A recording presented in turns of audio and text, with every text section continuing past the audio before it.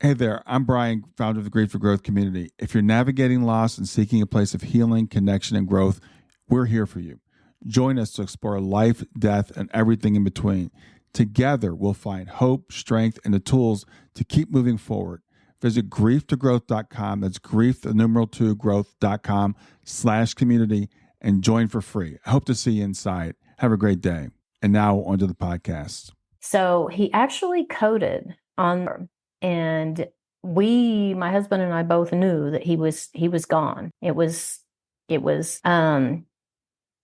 shocking and it was tragic, and no one in the hospital knew or came until I went out in the hall and started screaming for people. Then they came in, called the code blue, and in his book, his perspective of that experience. His soul contract was complete, and he says he made a decision. He signed in his soul contract, and he agreed to come back for another 7 years, but never was. The joy that exuded from this child his entire life. Close your eyes and imagine. What if the things in life that cause us the greatest pain, the things that bring us grief, are challenges? Challenges designed to help us grow, to ultimately become what we were always meant to be. We feel like we've been buried, but what if, like a seed, we've been planted? And having been planted, we grow to become a mighty tree. Now, open your eyes. Open your eyes to this way of viewing life. Come with me as we explore your true, infinite, eternal nature. This is Grief to Growth, and I am your host, Brian Smith.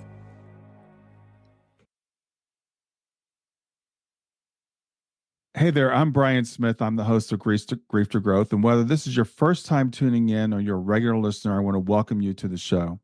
It's all about helping you navigate through the toughest times in life, understanding who we are, why we're here, what happens after this life, all those important questions. We tackle life's deepest questions, and today is no exception. I'm honored to be joined today by Gina Gayle Gray. Gina is an emotional health coach, a counselor, and an oracle who has a remarkable story, I should say, of transformation through grief. After losing a 23-year-old son, Spencer, Gina was catapulted into a profound healing journey that led her to become what she calls a wounded healer. Gina now uses her unique connection with Spencer, who resides in the spirit realm, to help others navigate their own emotional wounds and grief. She's here to share with us how she learned to listen to the silence of her son, who never spoke words but communicated powerfully through other means, both during his physical life, I should say, and now beyond. We'll explore topics such as how Spencer taught Gina to hear his silent communication when he was just a child, how she began to understand the language of emotions, and the incredible moments when they first connected after Spencer's transition. We'll also dive into Gina's book, Listen to the Silence, Messages and Miracles from Spencer Who Never Spoke Words, a channel work that continues to share Spencer's wisdom. And by the end of this conversation, you'll not only gain insights into how we can continue our relationships with our loved ones in spirit, but how we can heal deep emotional wounds through love and connection. So I encourage you after the conversation here to join us at grieftogrowth.com/community to continue the conversation there. And with that, I want to welcome Gina Gayle Gray. Thank you. It's very, very nice to be here, and I appreciate you. Yeah, it's really good to have you here today. I know you're joining us, you said, from Texas, but you recently moved to Mexico, which sounds really exciting. Yes, I did. But I still have a daughter. I still have family here in Texas. So yeah. Good to come back and visit. Yeah, and we'll get into that because I know that that's a continuation of the work that you're doing. But when I talk to someone who's a fellow shining light parent, someone who has a child in spirit, I always like to start off by talking about our children. So tell me about Spencer. Oh, tell you about Spencer. Spencer was an incredible gift in my life. He lived 23 years. He never spoke a word, and he was never able to move himself independently. But he certainly lived. He lived and he taught, and we did a lot of work together when he was here in body. And so it wasn't surprising at all that our work continued when he crossed over. the most important thing that he taught me when he was here, being an individual who could never communicate with words, he taught me how to listen to those who are communicating without words. Mm. And that's not limited to people. It's limited to, I mean, it also includes animals and spirits, whatever we call our God, angels, any spiritual beings. They're not tangible, they're not right in front of us, but they are absolutely communicating with us. And the most important aspect of that is listening. And so the listening to the silence is a really important part of my work then and now. Hmm. So, what does it mean listening to the silence? Because we think about listening, we think about hearing someone's voice, and when someone doesn't have a voice, that becomes a different thing. Yeah. Listen to the silence is about patience, and it's about calming and quieting the monkey mind, which I think most people are very familiar with how Hmm. the mind can be a monkey that we would like to tame, but we can't because there's this endless loop of thoughts that are firing at us, especially in today's world, because today's Hmm. world is just so dynamic and so information heavy. And so it's very, very hard to discern the information that's coming in through our mental aspect, through our mind.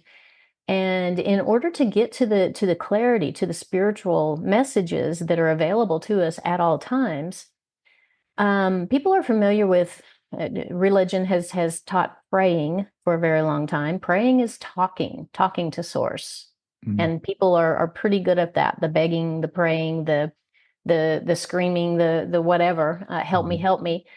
And what they are not as good at and have not been taught properly is waiting for an answer. Well, waiting for an answer happens while listening to the silence.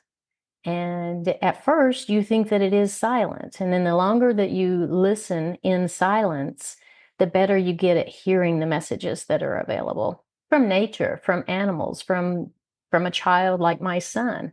Hmm. Um, it was a growing process, and I had 23 years practice because he lived 23 years in a body that could not communicate with words. Hmm. But he was real good at communicating his wants, needs, and desires. And his people, he chose his people very well. So his people were really good at interpreting and listening to his wants, needs, and desires. Hmm. So he had a very, very full life. And as things progressed, I received more and more lessons about how this was going to work.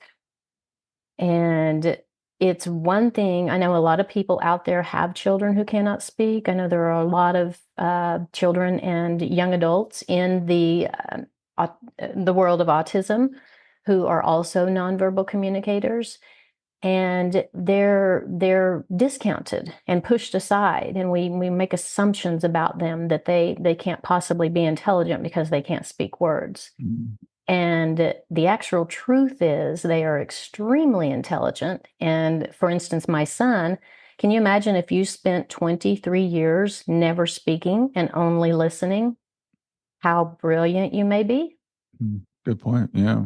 Yeah, there's a lot of things wrong with our attitude and our belief towards those who cannot speak words. Hmm. If they cannot speak words, they are like Spencer has now taught me, we all have these ordinary senses. So everyone has the ordinary senses, the five known senses: sight, hearing, taste, touch, smell. Hmm. And every human being also has extraordinary senses. And the extraordinary senses include going beyond the physical body senses. And we Hmm. all have those. We come in with them. It's time to reawaken them. And one of the most important and valuable ones to me is that extraordinary sense of hearing, because that happens to be how I get most of my messages, and information from that realm. And Hmm. it's not just Spencer, and it's not just available to me. It's available to everyone who takes the time to learn how to Hmm. listen to the silence. So I know that Wow. was a very long answer to your question, but listening to the silence it's an art. Yeah. So, when did you realize that Spencer would not be able to speak? Was this something that was diagnosed early, or how did you find out about that? Yeah, we never accepted diagnoses because they never fit. They Mm, absolutely did not fit. And I now know from all of my communication with him since he became spirit, I know a lot more. And most of it, or the beginning of it, this is our book, and it's mm, called "Listen to the Silence: Messages and Miracles from Spencer, who never spoke words." This is Spencer, mm, and it's a very important handbook, if you will, on ways that those who cannot speak in the conventional way can possibly communicate with you. mhm, And when he was about 5 years old, I knew by then that he was not going to speak words. And then he had profound physical limitations as well. So the talking devices didn't work because he could not activate them. He didn't have the fine motor skills to be able to activate them to be able to speak as quickly as his brilliant mind would like him to. mhm, So it was then that I started realizing that there's other ways to communicate with him, and it was all based on listening, patience, slowing things down, like we can all do with each other if we slow down and we ask simple questions and then we wait for the answers. And that's what I learned to do when he was about 5 years old, because it was obvious to everyone that he was not retarded. He was not any of those labels. He was quite brilliant, and it was worth taking the time to figure out what it was that he wanted and mhm, what he wanted to say, because there were so many lessons in that. And as a matter of fact, at that time, I thought I was writing the book as a mother of a child who could not speak words. mhm. So I started the book when he was 5, and it Oh, was wow. called "Listen to the Silence." And I had chapter notes, and I had kind of an outline. And over the years, I learned more and more by working with speech therapists. And Spencer spent all of his life in therapy. He had physical therapy needs, he had occupational therapy needs, and he had speech therapy needs. Mhm, And those were our people that we learned the most from, because they were all about the hope and the let's go and work with what we can make happen with this child. mhm, The physicians who did the one test, he had one test his entire life, one MRI, trying to get answers for why he wasn't progressing on a normal scale. And we knew that this was when he was 9 months old. We knew what had happened. He was actually injured with his 4-month vaccination. That was the year. There was a time in this world when they changed the schedule from very few to 3 times as many. mhm, And he was injured with that. And so his maturation stopped. He physically and in every way. But mhm, it didn't slow him down from teaching the lessons that he had to teach. mhm, So we worked with the people who gave us hope, because that was the most important thing. What can we do with this child, and what kind of life can we give this child? mhm, And that included learning to listen to how he was communicating, so that he could be an independent, sovereign being, and he could make his own choices, and he could live his own life with the support of his family right. and his therapists. And that's exactly what he did. So we spent 16 years in that way. He could make sound could come out of his mouth. He could laugh. He could express joy with his voice. He could make sounds like because he loved to eat food, and he and I were foodies. So if he would smell the meal cooking and the smells coming upstairs, I could hear him from downstairs going because he could smell it. So um, after he was 16, he had a medical event. He had his one and only medical event, because he was the healthiest child in this very crooked, strangely developing body that the doctors had ever seen. Because Mm, we didn't see very many doctors, but he was extremely healthy, and he was healthy because we did things our way. mhm, And we stayed outside, and we stayed in movement, and we kept him turned, and he didn't have pressure sores, and he was independent with his going to the bathroom. He was a sovereign young man. Hmm. Then when he was 16, he got RSV. And RSV is nothing new. It's just now being talked about as if it's something new, but it is nothing new. It's a horrible respiratory disease. It's in the same family as the one that's talked about so much now. Mm-hmm. And it back then and for many years, as long as it's been around, it takes the life of children like Spencer was at the time, and elderly as well. Yeah. So when he got that, we ended up in ICU, and we were there for 60 days. And his doctor did not want to do the tracheostomy. He did not want to go there because he knew that Spencer had such an active life, and he did not want to burden the family with the ventilator and all that came with that. And so we tried, when he was in the hospital for those 60 days and he was trying to heal from the RSV, we tried to extubate him 3 different times and just go back to what our normal was, which our normal was he was free from any devices or medicines or high need Right. of care. But he was not able. His respiratory health was so damaged from the RSV that he had to have the ventilator. And that meant suction machines, and they sent us home with oxygen and a whole lot of other medical terms that Spencer did not enjoy at all whatsoever. And within 2 months of us being home with all of that, we had DC'd all the equipment that we could. We still had to have the ventilator, and we still, of course, had to have the suction machines and nebulizer for when we needed to do breathing treatment. But other than that, we DC'd everything and we went on with our life.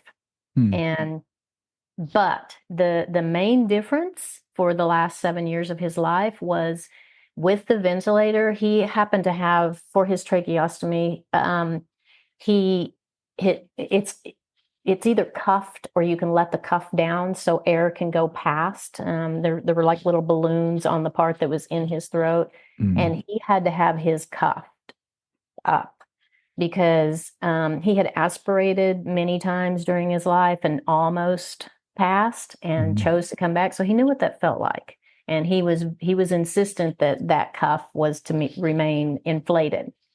And that was another thing. The doctors were like, that's going to cause problems. He's going to have infection. He's going to have, it's not meant to be up all the time. And his doctor said, leave this family alone. They've got this. And, but for the last 7 years, he could not make a sound.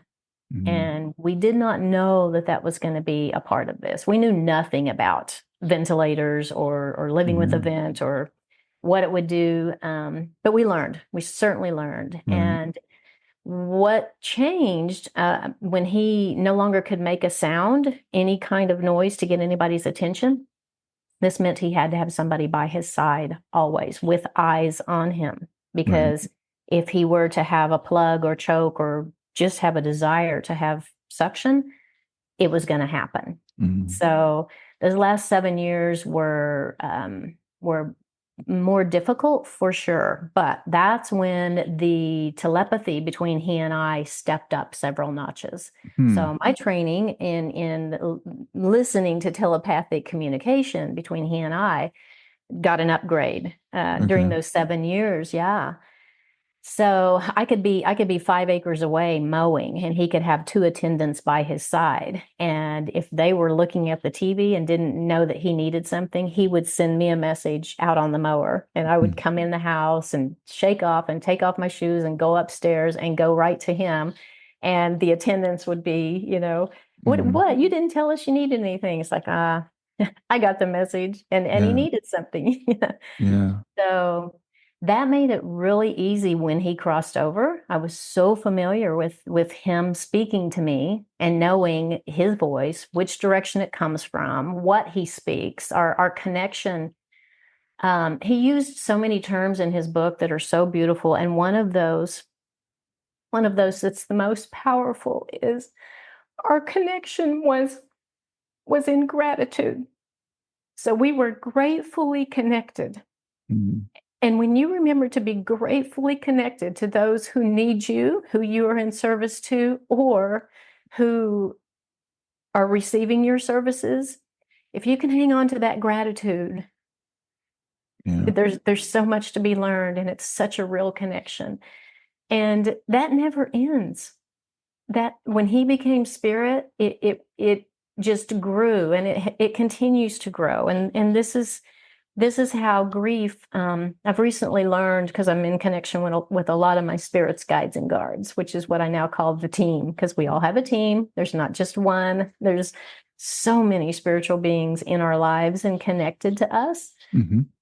And one of the things that I learned was how important it is to stay in that place, to enjoy this grateful connection with those and know that we're supported, right? Mm-hmm. Yeah. And yeah, so he talked a lot about those kinds of things in the book. I think one of the most important reasons why he decided to write this book. See, he let me know shortly after he passed that it was time to write the book. And so I thought I was going to write the book, just like I had intended when he was 5 years old. And he Right. said, "No, Madre." And he started calling me Madre. After he crossed over, he calls me Madre, Madre de la Tierra. So he has let me know I was his earth mama. Mm-hmm. And it's interesting that he used Madre, because I now live in Mexico. Yeah. And I live in the middle of the Sierra Madre Mountains. Oh, wow. So there's all this incredible way when I learned to really listen to the silence and receive his messages. So yeah, when he told me that he was going to write the book and it was going to be from his perspective, um, that was a very eye-opening moment, Sure. because Yeah. I had no idea how that, having been his voice all those years, it scared me for a moment, because I thought, oh, did I get it right? When I communicated for him and taught people to communicate, what if I didn't get it right? What am I going to hear about this now? Yeah. And the answer is going through the process of writing the book, scribing the book. I was not the writer, I was the scribe. I was his scribe. He spoke it to me and I wrote it down and we published the book. And in that process, it was such an important process, because there were probably only two experiences that we had shared where his perspective, I knew what my perspective was, I knew what his dad's perspective was, because we lived it, together. But there were a couple of things that I was not aware of Spencer's perspective until the book came to fruition. Mm-hmm. And it was really interesting. One of them was at the moment that when we were in the hospital with RSV, that was in 2012. And when we were on the floor, when we had gone to the hospital, he had almost died at home, and the paramedics got there in time. Our suction machine wouldn't work, because we had never needed a suction machine. So when we needed it and went to get it, it wouldn't work. When the paramedics got there, they were able to get the congestion out and then stabilize him and get us to the hospital. But we were only there 2 days, and we were still on the floor, just in regular care, like any other time we had been to the hospital for dehydration and things. Was the only thing he ever had any illness with. So he actually coded on the floor, and my husband and I both knew that he was gone. It was um it was shocking and it was tragic, and no one in the hospital knew or came until I went out in the hall and started screaming for people. Then they came in, called the Code Blue, brought in the Code Blue team, and took us downstairs. And Spencer wrote in his book his perspective of that experience. And what he said was that his soul contract was complete. He was gone. He had agreed to go. And what he did was he looked back and he saw the state of his dad, which was completely different than the state of me. And he says he made a decision. He signed an addendum to his soul contract, and he agreed to come back for another 7 years. And he did, almost to the day. Wow. 7 years is how much longer he was there. And we knew that it was going to be a different time in those 7 years, because we were going to have all of these, the equipment, and we had to have extra people, and it was 24 hours, 7 days a week, for 7 years. It was intense. Yeah. But it was in service and complete love and gratitude for what we were learning. And what you can learn from a child who is in that condition and has every reason in the world to be unhappy and to be miserable, but never was, the joy that exuded from this child his entire life. His joy wasn't as pure the last 7 years, and he writes about that in his book as well. Mm-hmm. And there was a difference. Mm-hmm. And it's really fascinating what he writes in his book about his connection with his spiritual beings during his time to choose to stay another 7 years and be here in partnership with his dad and I to teach even more in those really, really complicated circumstances. Sure. It was all worth it. Yeah. So worth it. So after he left, his ability to communicate, it was incredible, because I knew right away he now had his finger on the volume. So if I didn't pay attention the first time, and I always would complain about, why does everybody have to be told something 3 times? Why is everything 3 times? I have to ask everybody 3 times for something. So when he crossed over, whenever he would want to get my attention, he would bring it to me 3 times in a row. Mm-hmm. So his sense of humor continued on with him. His sense of joy, he let me know that he reunited with his joy when he actually did get to transcend and did get to go through that process to transform to light. He picked up his joy when he got there. Wow. So yeah, there's a lot of really beautiful information in this book. Mm-hmm. And there's going to be 3 books, and he's already working on the second book. Mm. And the second book is more messages and miracles from Spencer, because the messages and miracles absolutely did not end when Spencer's physical life ended. They actually blossomed. Yeah. And I know you know what I'm talking about with there's so many periods that you go through when you lose a child, and mm-hmm. cycles of well, for me it was why am I still here? My entire purpose, my reason for being here was to be in service to him, because it was such an intense service assignment, and they had to work with me a lot to help me be patient enough to wait and see what's the new purpose going to be. Right. And it still includes them, all of the spirits, guides, and guards, all those who were supporting Spencer and protecting Spencer in any times of crisis. And it's really important to know that we have that kind of support, especially in today's crazy world. We have that kind of support from the spirit world. Yeah. I'm curious, Gina, your connection with Spencer obviously is just off the charts. When you realized he wasn't going to be able to speak, and I would imagine you learned to read, his eyes and maybe his facial expressions, stuff like that. When did you realize it was actually a telepathic connection? Stay with us. We'll be right back. Hey there, I'm testing out a new feature. I'd love to get your feedback on it. It's called Fan Mail, and you can send me a message right from the show notes of the podcast. So look for the link that says send me a text. You can ask a question for a future podcast. You can suggest a guest or just give me any feedback you want. Just remember, it is one way. I can't text you back, and I will not have your name, your email address, or your phone number unless you include it in the message. Let me know what you think. It evolved over the years. And when we tried to work with the speech therapist with the device, and I realized then that the reason why this isn't working is because he's not patient enough to be able to activate a device 1 letter at a time. We'll never get there. He'll never get to say what he wants to say. So way back then, at that time, I started realizing, because, and his speech therapist too, she was, every time after she would have a session with him, she would just give him the biggest hug and she would say, he's so brilliant. She knew too. And that's her job as a speech therapist. She knew that he had so much intelligence within him that wanted to find its way out.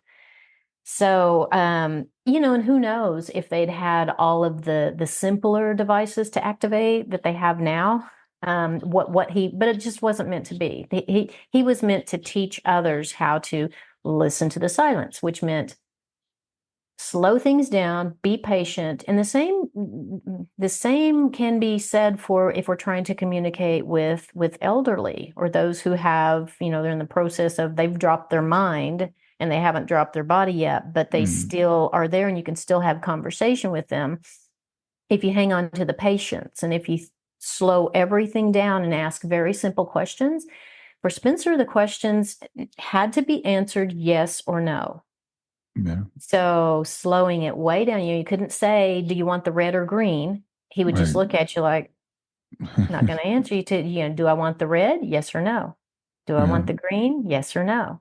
Mm. And so teaching others to be patient and to ask questions that he could answer, because the thing that I wanted people to know, everyone to know, was he's a sovereign being and he can answer his own questions. And that was really important to him because people would look at him and think he was frail and think that he was weak when he was not. He was a very powerful spiritual being inside this body, like we all are. We Yeah. are spiritual beings having a human experience, and whatever human experience you choose for yourself, you know, it behooves you to get real comfortable with that and make the best of whatever it is. Right. So it changed over the years as his ability, and he came up with more and more ways to communicate. Using song lyrics, he loved country music. And country music, if you know anything about country music, their lyrics are very easy to listen to. They're storytellers. You can usually understand what they're singing, and they're telling a story about someone they love in those songs. So Spencer learned a long time ago that he could, in listening to music, there would be a specific lyric in a song that said a whole sentence, or there would be two songs, and he would put them together. And he had a very good attendant who would make these playlists for him. And when they had a playlist put together and he had agreed those were the songs, because he would make you play the song over and over and over again until you heard what he wanted you to hear. So he and this attendant would do that. That's what they did all day. And then at the end of the day, when he had it ready, he would make her come into my office and play me the playlist. And somehow I had the ability, by listening to the playlist, of putting together exactly what he wanted to communicate. Wow. And yeah, so I say now in the spirit world, he has endless tokens to the cosmic jukebox in the sky. He can use any song on any playlist in any, you know, playing in a hotel or a restaurant or out in public, or people's satellite radios in their cars. He can hijack anybody's sound system anytime and send them a message, especially using his favorite artist, which is Jason Aldean. And yeah. So he added that in when he was quite young, and it was really amazing. The first time that he did it, I was so excited, and he was so excited because he had communicated a complete sentence, and the story came along with the sentence. And this particular song was "She's Gone," and it was Montgomery Gentry. And when they're singing the chorus, "She's gone, she's gone, she's gone," he and I are laying on the floor listening to it, and he had me play it over and over again. And then I started really listening to why is he wanting to sing about who's gone? And so I started asking questions. Who's gone? Are you missing someone who's gone? And he could do this for yes. And yes, he was missing someone who was gone. Well, we had a friend who had stayed the summer with us before joining the Coast Guard. And so he got really, really close to her.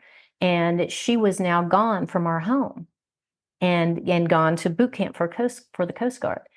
And so I asked him, I said, are you talking about Amy? Are you sad because Amy's gone? Yes, yes, yes. So we played the song over and over again and just had a good cry for missing Amy, because we then got to have a conversation. You're sad because you're missing Amy. Well, I'm missing Amy too. And we got to talk about her. And then when his dad got home and his sister got home that evening, we told them, look at how he figured out to tell us this story using music. So that was a step up. And just as years went on, he just got better and better at using numbers. Numbers was another way. And I wouldn't ever know, okay, why am I seeing this number? And everybody knows about numerology, and a lot of people use it for different ways to receive messages. He used that even when he was here, because if I would see a number, and then the trick is, when you do see something or hear something and you think there's a message in there, ask. That's what we don't do. So if you ask, is there a message here for me, or what is the message here for me? Then listen to the silence. Because we want everything to be an immediate response, and if it's not, we're just, oh, that doesn't work, and just move on, because we're impatient, right? So the same thing with the numbers, the music. Stop and have a conversation. Some of that conversation is going to happen in the silence, when you can silence your own mind.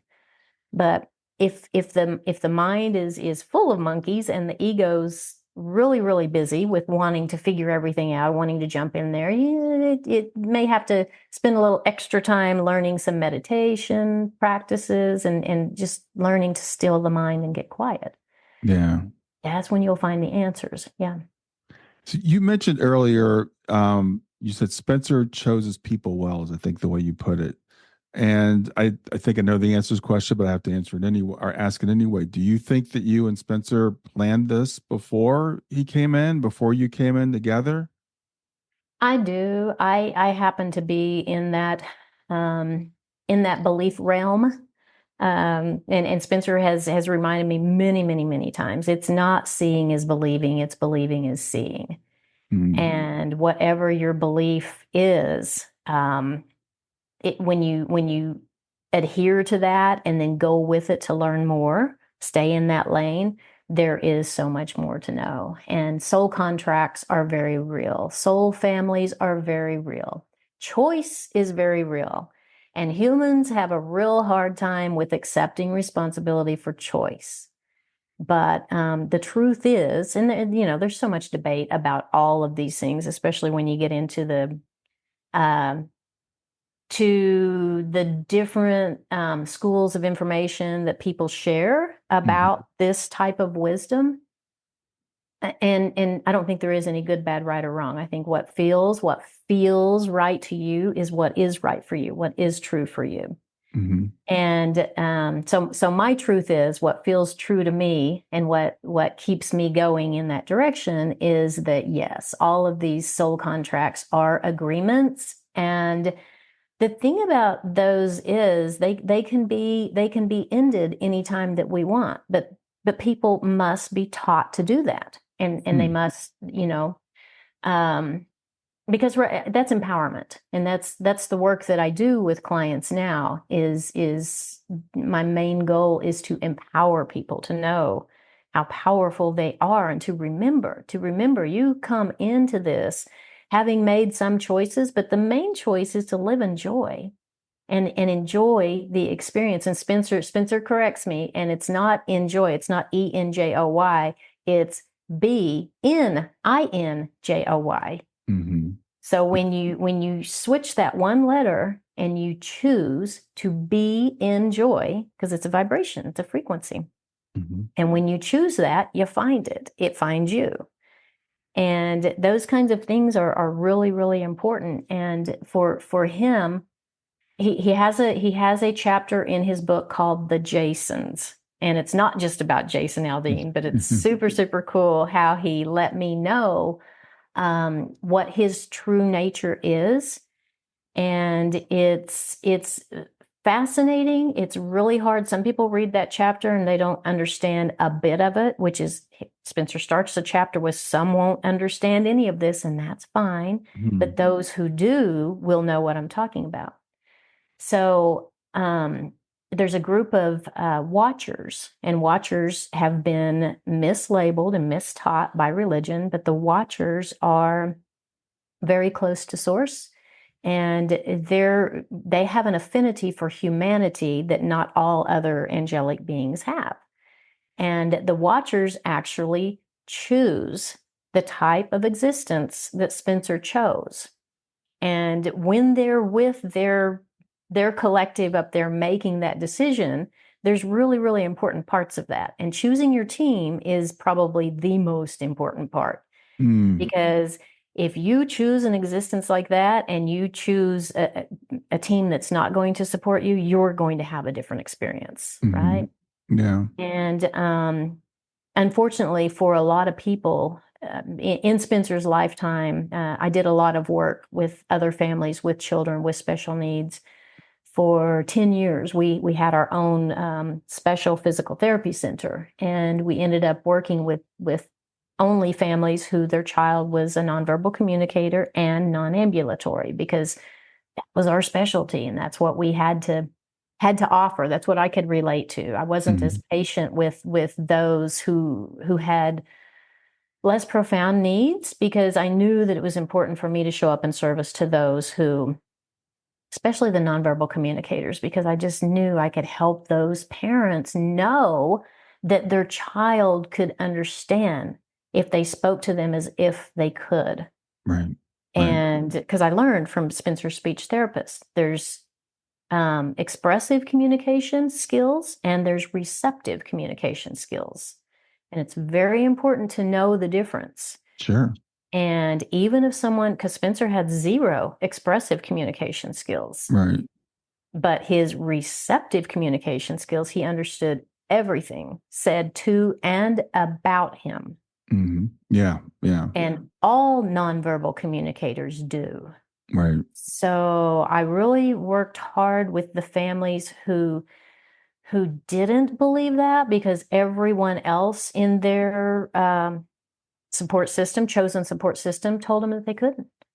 Just like the neurologist told us from across the room after Spencer's 1 MRI, everything that he wasn't going to do and how short his life was going to be. Yeah. And we never went back. We never went back. We never had a need to go back, because that's pretty much what I said is, okay, we're going to be healthy because there's no reason to be in this world if we're healthy. Yeah. And that's exactly how we lived his life.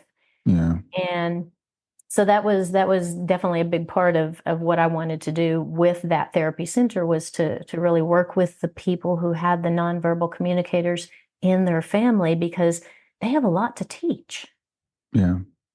It's really interesting that you used the word watchers, and you talked about, I think that my experience has been that the people that come in with those big challenges, they are higher beings.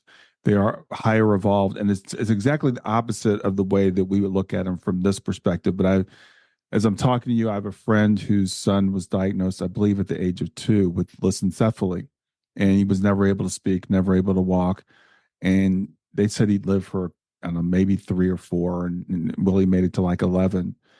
But the impact that he had on the family, the way that they grew and everything, it's like they're ambassadors. These kids are ambassadors, that are here to teach us if we're willing to listen and to learn. So I think it's amazing that that you, and I love what you, like I said, I really caught it when you said he chose his people well, because we know about spirit guides and stuff, but we also have our earthly team. We have the people around us to support us on that mission, especially such a difficult one. Stay with us. We'll be right back. Hi there. I'm really excited to tell you about my latest ebook. It's 4 lessons that you can learn from the near-death experience without going through all the trouble of dying to learn them.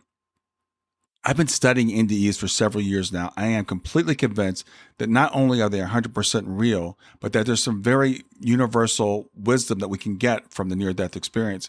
And I've distilled that down in this book into 4 short lessons. And I've also given you all the reasons why I believe that NDEs are absolutely real.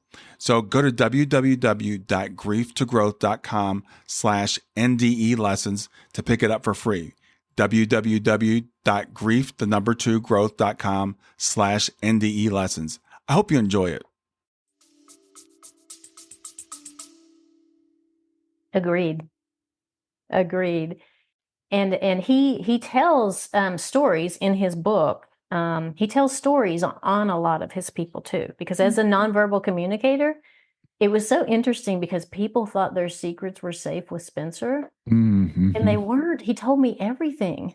And then the next day, if it was an employee, the next day when they came to work, I would let them know, oh, guess what Spencer told me? Or you did this yesterday, huh? Or you forgot to do that yesterday. Or And this is before he transitioned. yes. Oh, wow. Okay. Yes. Oh, yeah. Bedtime, especially those last 7 years, because it was our interrelatedness, connected. Let me see. I think because he uses all these two word terms, connected to interrelatedness, and it just so deep, and it's symbiotic, because it's him to me and me to him. But yeah, so those when he couldn't make any sound, and there were a lot of things that he wanted, to say throughout the day, and I would be in my office and he would be with his attendant, and different attendants had different levels of understanding. And not all of them totally got it, but they were still there. People would think, oh, I'm going to come do this job, and this is me giving, and then they would find out that they were receiving. Yeah. They were learning from Spencer. So it was interesting. Another term that he uses is when he left and he received freedom. He says that freedom was connected freedom. And if you just spend a moment really considering what connected freedom means, it's what we have with all of our loved ones who have transitioned. They are free, but still connected to us. And what they want is for us to be free and still be connected to them. And that's what I'm now I'm teaching a few people that. I'm not really saying that that's what I'm doing. I mean, I am admitting that I am an oracle. I do have this ability to speak.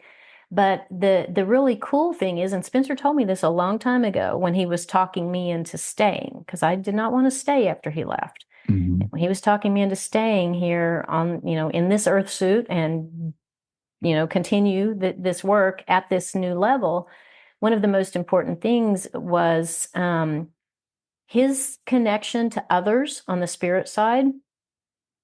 He told me that he would bring certain ones of them to me to connect with me on the earth side.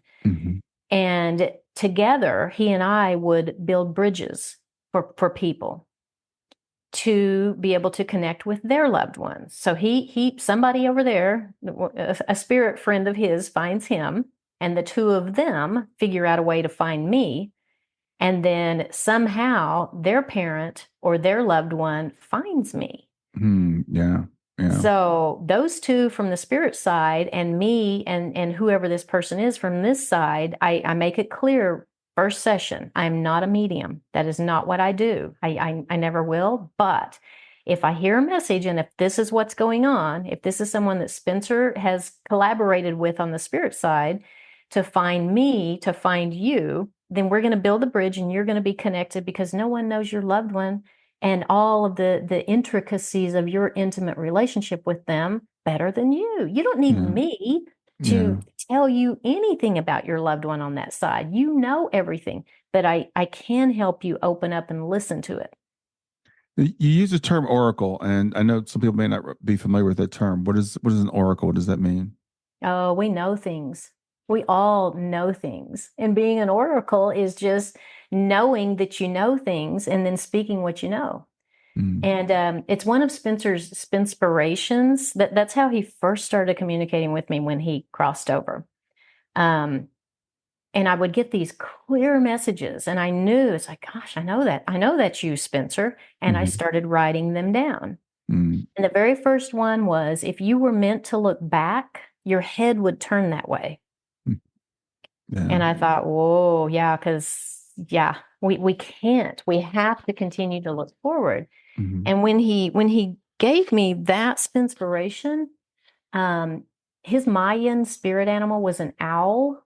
So he also gave me a visual of him with his wings spread as an owl and turned his head around backwards. Oh, wow. And I said, show off. Wow. Because because he can. And the point was, don't look back because your head does not turn that way. Look forward. So another one of his inspirations that he says in his book is there are things you think you know, and there are things you feel you know. And then there are things you know you know. And Wow. there are things we all know we know. And everyone is an oracle when we tap into those things and are not afraid to share them. It's just the inner knowing. It's that soul knowing and learning to communicate and listen to your own soul, which is whatever you want to call it, your highest being, your higher self, your soul self. Everybody plays with all these different terms for all these different things, which again, it just confuses people. And then people have lost the ability to discern. And when you remember how to discern, the answer is connect with self, because the highest self knows it's here. That's what the soul is here with the soul purpose. And the being is here, the mind is here with the purpose. And that's been the priority for all these years. The ego, is told or programmed to do what it's here to do. And in the end, that's kind of nonsense, because we aren't here to do what we came here to do. We're here to be who we came here to be. Yeah. And if we would just reverse that and focus on that from day one, a baby is born, and start asking the question, what have you come here to be? Who have you come here to be? And if we would nurture our children in that way and listen to them and help them find out who they came here to be, I think it'd be a lot easier path for most people. Yeah. Well, speaking of that gets around to something else I wanted to go back to, because we've talked a lot about Spencer and Spencer's purpose, and that's wonderful. But as a parent, when our child transitions, especially I think when they're young, or in your case, 23 years of like, this is my purpose, is serving this child, and then they're no longer here. Talk about what that feels like. Yeah, it did not feel good. It did not feel, I was completely lost. I was, I did not know my purpose, because I thought that he was my purpose, and then there wasn't one after he left. And it took a while for the soul purpose to evolve. And it was during that time, I now, in my work, I've actually created, and I created this in March of 2020, my signature program that I work with clients with, I called Journey Back to Me. And Journey Back to Me is what I created from traveling my own journey back to me in 2019. Spencer left February 8th, 2019. And when he left, there was this cascade of just horrible experiences in my life the entire year. I mean, just unheard of. It was just beating me down. Why, wasn't this enough? Losing a child is enough. So I was barely in existence, and where I went to decide if I wanted to continue, if I could continue, I ended up in a very small third world country doing a lot of hiking and climbing in caves. And the caves were in the Mayan mountains. And I learned a lot in those caves in the Mayan mountains, because the Mayans did their ceremonies, and they had a different opinion of death and dying, and the skull to the bones, everything are in there. Mm. And I realized after about 6 months of that I was taking the journey back to me, because I kept hearing that. I kept hearing and being told that I needed to journey back to me. Mm-hmm. That was now my purpose, was to figure out why I was still here. And that involved taking the journey back to me. Yeah. So yeah, I actually created that program. I decided to stay. This was part of that, was this tattoo on my fingers. It says Gaia. Mm-hmm. And when my hand is on the ground and I'm doing my yoga practice every morning, that is facing me. So that's my reminder that I am to stay here. Mm.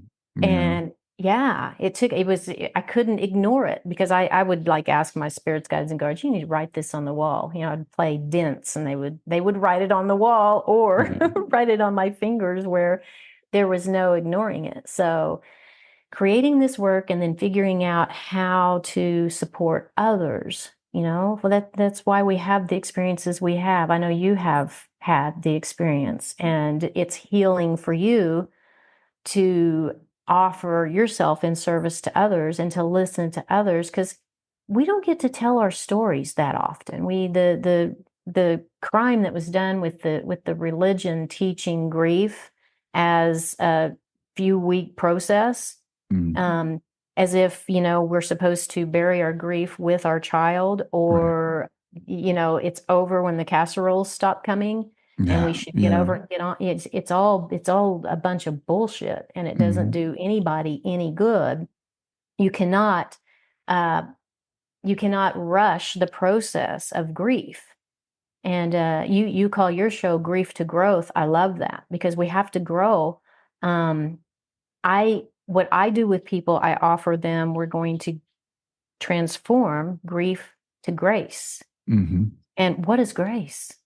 Grace is complete understanding and understanding and acceptance of all. Oh, how can I possibly accept that I lost a child? It's not right. It's out of order. It's all these things. And it's all those things are really, really hard. But grief is the greatest teacher, because the moment the moment you get that call, or the moment I'm holding Spencer when he takes his last breath.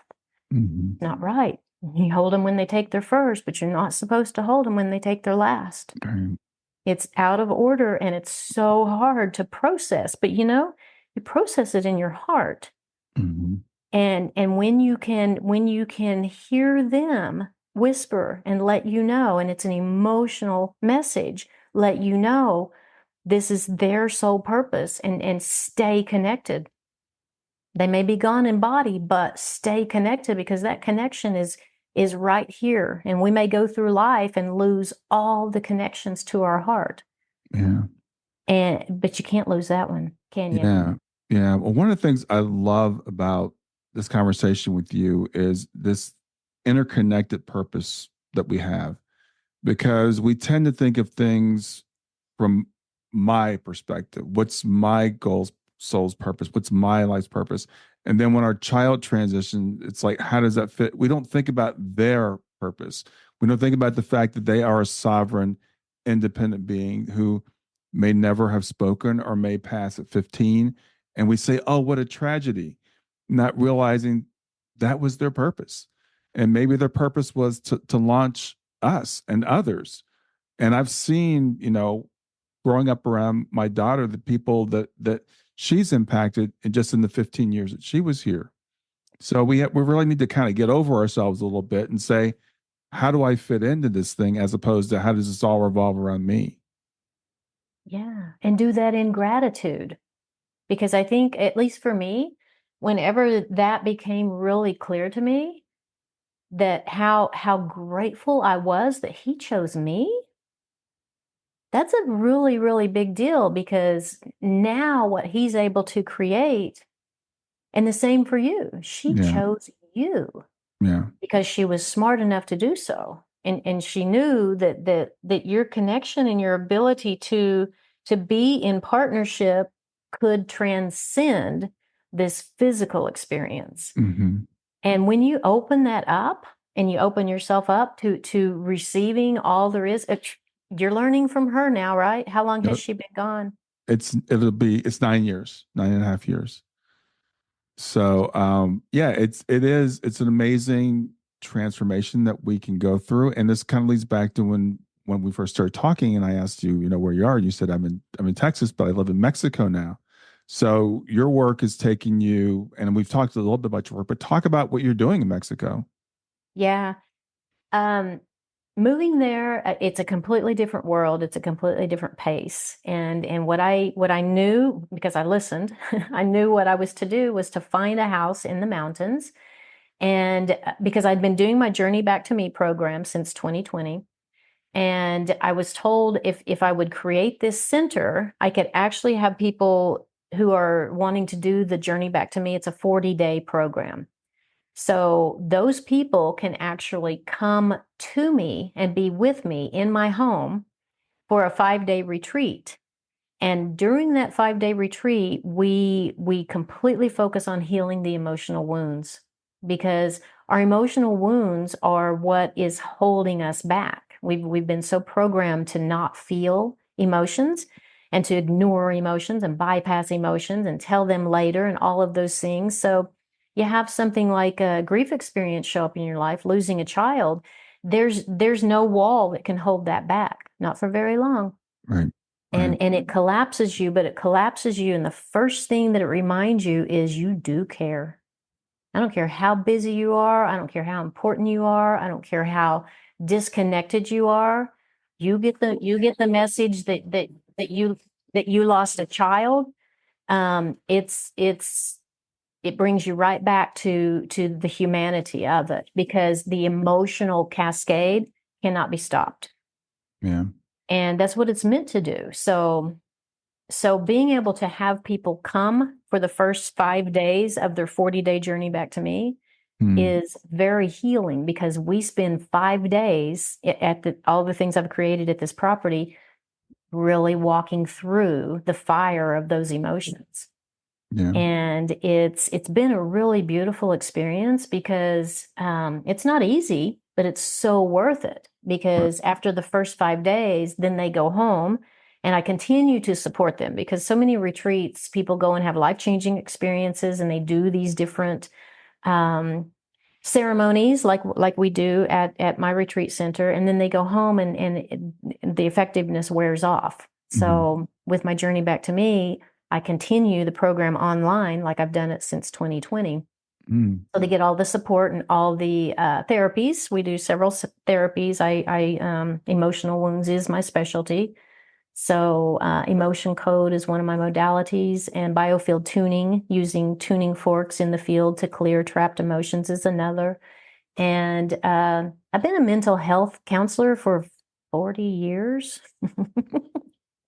40 years. And I've now realized that that emotional health is the most important thing. Yes, There absolutely. is no mental health without emotional health. Yeah.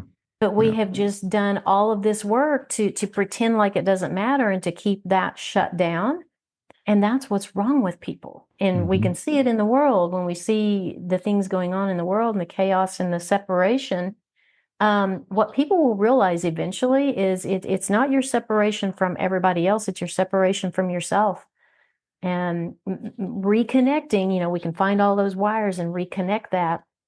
And it's very interesting too. I said grief to grace. The property that found me, that I was guided to buy in this little community in Mexico, was already named Casa Grace. Oh, wow. Yeah. Wow. Wow. So it's there to teach me first and hold me first, so I have a new home with the name that I needed to invite people to come and transform their grief to grace Wow. by working with me, and I'll offer what I can offer. Most of all, listening. Yeah.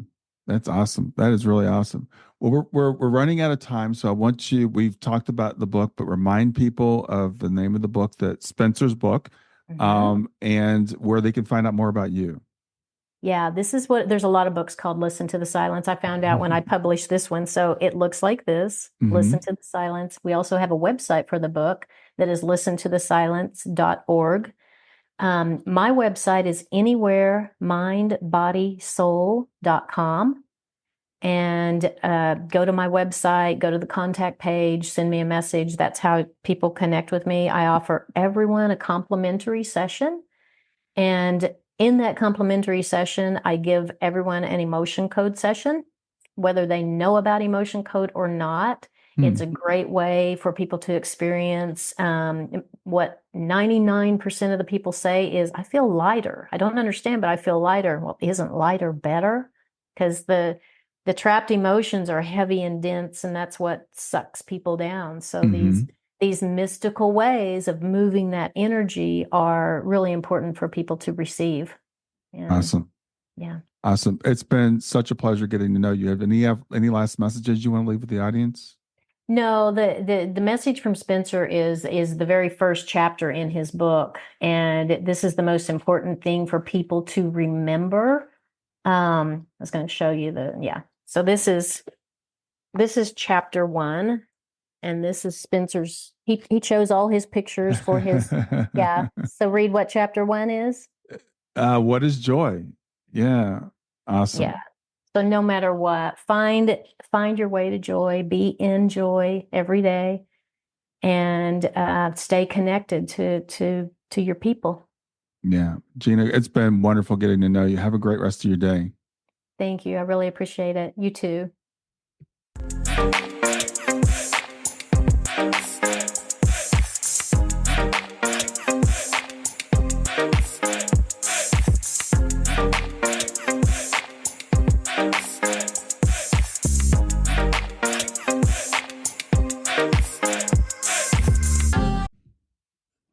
Hey there, if you liked this episode, come on over and talk about it. Let me know what you liked. If you didn't like this episode, come on over and talk about it. Let me know what you didn't like.